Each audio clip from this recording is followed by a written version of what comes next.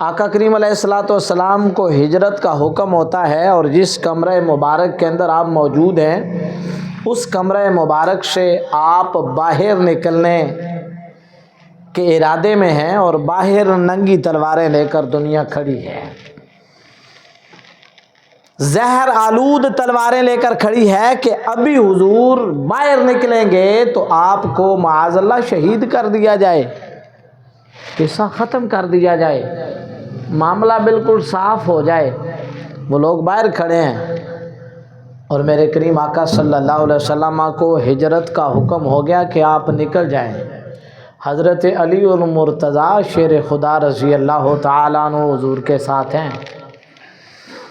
اللہ اکبر، یہ بھی تاریخ کا اپنی نوعیت کا انوکھا واقعہ ہے کہ حضرت علی المرتضیٰ شیر خدا رضی اللہ تعالیٰ عنہ کو حضور نے ارشاد فرمایا، علی یہ میرا بستر ہے، اس بستر پہ تو نے سونا ہے، آج اس بستر پر تو نے سونا ہے، میں جا رہا ہوں۔ حضرت علی المرتضیٰ نے یہ تو نہیں کہا حضور یہ لوگ باہر نکلیں گے تو آپ کو شہید کر دیں گے، میں آپ کے بیدار باش دماغ پر دستک دے کر یہ جملہ کہہ کر گزرنا چاہتا ہوں۔ آج کے زمانے میں کسی کو پتہ ہو کہ 12 بندے کلیشن کوف لیے میرے دروازے پر موجود ہیں اور میں نے اللہ کے حکم کی پاسداری کرتے ہوئے گھر سے باہر نکلنا ہے، کانپ جاتا ہے تصور کر کے بھی آدمی کہ باہر موت منڈلا رہی ہے، کیا کریں گے؟ لیکن اور پھر یہ بھی پتہ ہو، یہ بھی بڑا خوبصورت میرے آقا کریم علیہ الصلوۃ والسلام کی سیرت کا پہلو ہے۔ نعرے تو ہم بہت مارتے ہیں نا جی، نوجوان بھی، بوڑھے بھی، بچے بھی، ایک نعرہ یہ بھی ماریں جو حضور نے اس کمرے کے اندر حکم دیا۔ یہ لوگ جو کھڑے ہیں نا باہر، جن کے ہاتھوں میں ننگی تلواریں ہیں، علی یہ کمرے میں امانتیں پڑی ہیں، یہ فلاں بن فلاں کی امانت ہے نا، صبح اس کے گھر کے اندر دینی ہے، یہ بھی کافر کی ہے، یہ امانت ہے، یہ فلاں بن فلاں کی ہے، یہ بھی مشرک ہے، یہ فلاں بن فلاں کی ہے، یہ بھی یہودی کی ہے۔ تھے جان کے دشمن، ذرا توجہ کیجئے گا، میرے ساتھ چلیے گا، تھے جان کے دشمن، لیکن اتنا انہیں پتا تھا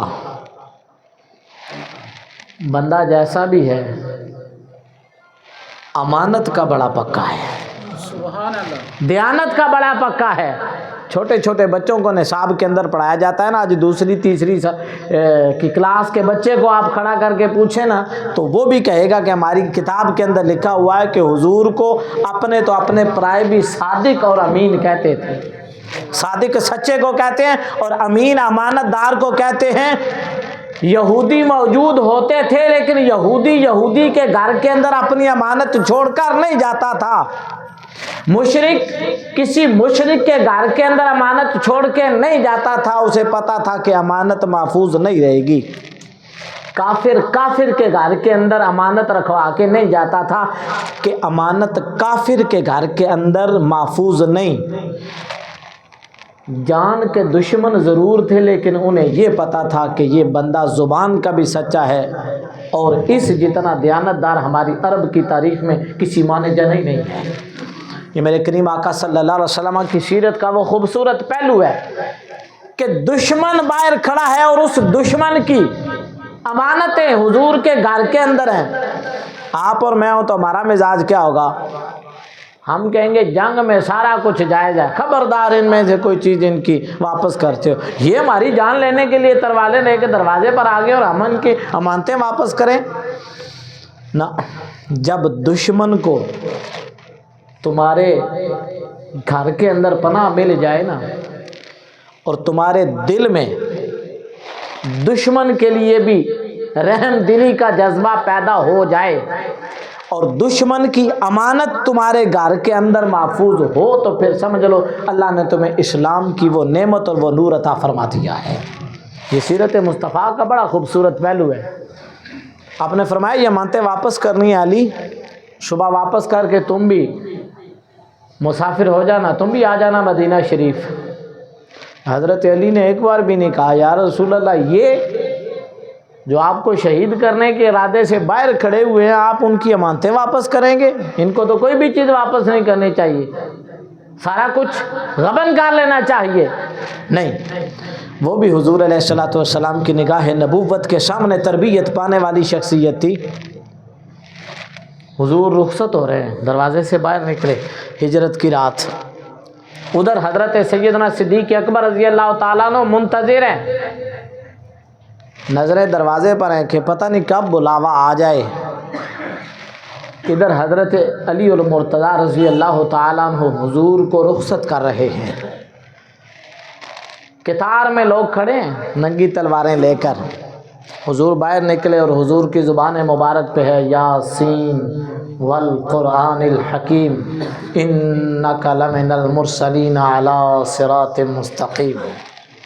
وہ لوگ جنہوں نے پتہ نہیں کتنے دن تیاری کی حضور کو شہید کرنے کی، تلواریں زہر کے اندر آگ جلا کر زہر آلود کی تاکہ اگر زخم لگے تو زہر جسم کے اندر اتنا پھیل جائے کہ اگر زخمی ہو بندہ تب بھی بچ نہ پائے۔ آنکھیں کھولے، بالکل بیدار باش کھڑے، جس طرح سیکیورٹی گارڈ کھڑا ہوتا ہے، اور حضور ان کے درمیان سے سورہ یاسین کی تلاوت کرتے کرتے گزر گئے۔ کسی کو بھی نہیں پتا چلا، آنکھیں تو تھیں، آنکھوں میں دیکھنے کا نور بھی تھا۔ اقبال نے کہا ہے نا، دل بینا بھی کر خدا سے طلب، آنکھ کا نور دل کا نور نہیں، آنکھوں کا نور ہونا یہ تو مومن کو بھی ہے، یہ تو کافر کو بھی ہے۔ ایک نور وہ ہے جس کا تعلق ظاہر سے ہے، آپ کی آنکھ دیکھتی ہے، ظاہر کا نور دیکھتی ہے۔ ایک ظاہر کا نور ہے جو آسمان کے سورج سے چھن چھن کر آتا ہے، پوری دنیا کو روشن کرتا ہے۔ ہم دیکھنے کے لیے روشنی کے محتاج ہیں، رات پڑ جاتی ہے تو ہماری آنکھ کا نور بھی جواب دے جاتا ہے، جب تک لائٹ آن نہ ہو ہمیں بھی پتہ نہیں چلتا کیا ہے۔ یہ نور تو اللہ تعالیٰ نے سب کو دیا ہے، یہ تو کافروں کے پاس بھی ہے، مشرکوں کے پاس بھی ہے، مجوسیوں کے پاس بھی ہے، عیسائیوں کے پاس بھی ہے، یہودیوں کے پاس بھی ہے، زرتشتوں کے پاس بھی ہے، سب کے پاس ہے۔ لیکن اللہ تعالیٰ نے مومن کو ایک خاص نور عطا فرمایا ہے، سبحان اللہ۔ اس نور کا تعلق انسان کے دل کے ساتھ ہے۔ حضور نے ارشاد فرمایا نا، حدیث مبارکہ تائید کرتی ہے، اتقوا فراست المؤمن، مومن کی فراست سے بچا کر، فَإِنَّهُ يَنظُرُ بِنُورِ اللَّهِ، مومن جب دیکھتا ہے تو اللہ کے نور سے دیکھتا ہے۔ آپ نے دیکھا ہوگا نا، بڑے بڑے بزرگ حضرت عمر فاروق رضی اللہ تعالیٰ عنہ جمعہ پڑھاتے ہوئے اچانک بول پڑے، یا ساریہ الجبل، یا ساریہ الجبل، ساریہ پہاڑ کی طرف، ساریہ پہاڑ کی طرف۔ صحابہ بیٹھے ہوئے تھے، حیران ہو گئے، کہنے لگے عمر یہاں تو کوئی بندہ ہی نہیں تھا، آپ ساریہ کو پکار رہے تھے، ساریہ تو ادھر ہے ہی نہیں، پتہ نہیں کتنے ہزار میل دور جنگ ہو رہی تھی۔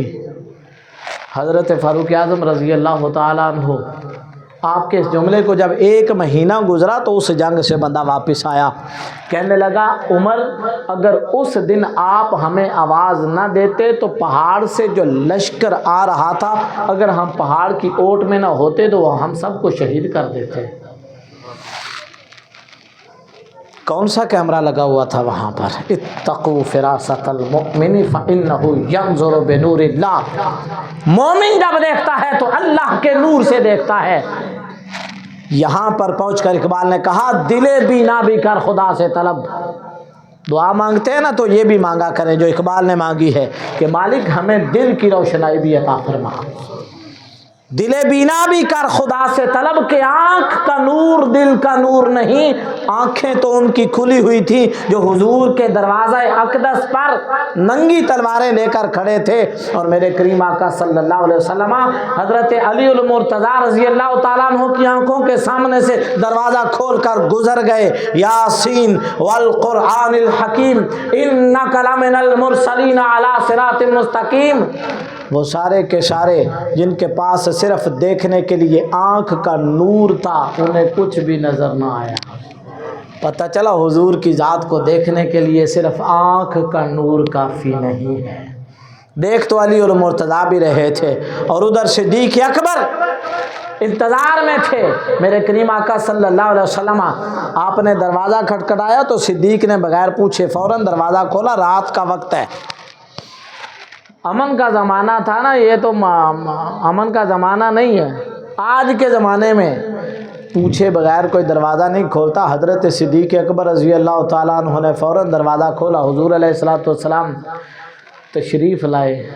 کبھی عالم تصور میں حضرت صدیق اکبر کی روح سے پوچھے تو صحیح کہ آپ نے بغیر پوچھے دروازہ کھول دیا، آپ نے یہ بھی نہیں پوچھا کہ دروازے پر کون ہے۔ تو کہتے ہیں کہ اگر حضور کی دستک کو صدیق نہیں سمجھے گا تو پھر کون سمجھے گا؟ انہیں پتا تھا کہ یہ دستک میرے مصطفیٰ کریم علیہ الصلوۃ والسلام کی ہے۔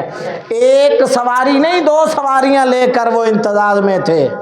حضور چلے، ادھر صدیق اکبر نے حضور کو دیکھا، ادھر حضرت علی المرتضیٰ نے حضور کو دیکھا۔ حضور نکل رہے ہیں، علی دیکھ رہے ہیں، حضور وہاں پہنچ رہے ہیں، صدیق دیکھ رہے ہیں۔ آنکھ علی کے پاس بھی ہے، آنکھ صدیق کے پاس بھی ہے۔ انہوں نے حضور کو دیکھا، آنکھ ابو جہل کے پاس بھی تھی، آنکھ عتبہ کے پاس بھی تھی، آنکھ شیبہ کے پاس بھی تھی، حضور کو نہیں دیکھ سکے۔ کیوں؟ اس لیے کہ آنکھ والا تیرے جوبن کا تماشا دیکھے۔ آنکھ والا، یہ آنکھ نہیں، یہ آنکھ جس کا ذکر اقبال نے کیا ہے کہ دل بینا بھی کر خدا سے طلب، کہ دل کا آنکھ کا نور دل کا نور نہیں۔ حضور تشریف لے گئے، آنکھ والا تیرے جوبن کا تماشا دیکھے۔ دیدہ کور کو کیا نظر آئے، کیا دیکھے؟ وہ تو دیدہ کور تھے، ان کے سامنے نبی کریم علیہ الصلوۃ والسلام دنیا کے اندر تشریف لائے، ان میں زندگی گزاری، ان کے اندر آپ نے اعلان نبوت کیا، لیکن یہ نعمت ہر کسی کے نصیب میں نہیں تھی کہ وہ اپنا ہاتھ حضور کے ہاتھ میں دے دیتا۔ حضرت سیدنا صدیق اکبر رضی اللہ تعالی عنہ، آپ حضور کسی اور صحابی کے گھر کے اندر کیوں نہیں گئے؟ کبھی سوچا آپ نے؟ میں ایک باریک سی بات کہہ کے یہاں اپنی گفتگو کا اختتام کر رہا ہوں۔ صحابی تو بہت تھے نا، مکہ بھرا ہوا تھا صحابہ اکرام سے جو ایمان لا چکے تھے۔ حضور اپنے حجرہ مبارک سے نکلے تو کہاں پہنچے؟ حضرت سیدنا صدیق اکبر رضی اللہ تعالی عنہ آپ کے کاشانہ اقدس پر، اور پوری کائنات کو حکم ہوتا ہے کہ دروازے مصطفیٰ پہ پہنچو۔ حضور کو حکم ہوا دروازے صدیق اکبر پہ پہنچ جائیں۔ وہ انتظار میں تھے، اور حضور خود تشریف لے گئے وہاں۔ اب بات آپ کے دلوں میں اتار گیا تو میں سمجھوں گا کہ آج کی گفتگو کا مغز جملہ میں آپ کو دے کر گیا۔ اگر حضرت صدیق اکبر رضی اللہ تعالیٰ نے خود بھی تو آ سکتے تھے نا سواریاں لے کر، راستے میں وہاں قریب کہیں پڑاؤ کر سکتے تھے نا، یا وہاں آ کے پہنچ سکتے تھے، حضور کو لے کے جا سکتے تھے نا۔ محبت تو بڑی پکی تھی۔ حضور خود چل کے دروازے صدیق اکبر پر گئے، تاکہ کوئی یہ نہ کہے کل اٹھ کے کہ یہاں بھی حضور جانا کہیں اور چاہتے تھے، زبردستی صدیق اکبر حضور کو لے کر چلے گئے۔ حضور خود وہاں سے نکل کر دروازے صدیق اکبر پر پہنچے، تاکہ دنیا میں کل اٹھ کر کوئی یہ نہ کہہ سکے کہ یہ حق کسی اور کا تھا، خدا نہ خواستہ ابو بکر نے زبردستی مار لیا ہے۔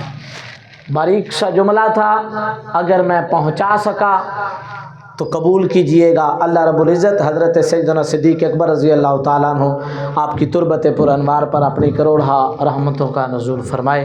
وآخر دعوانا الحمدللہ رب العالمین۔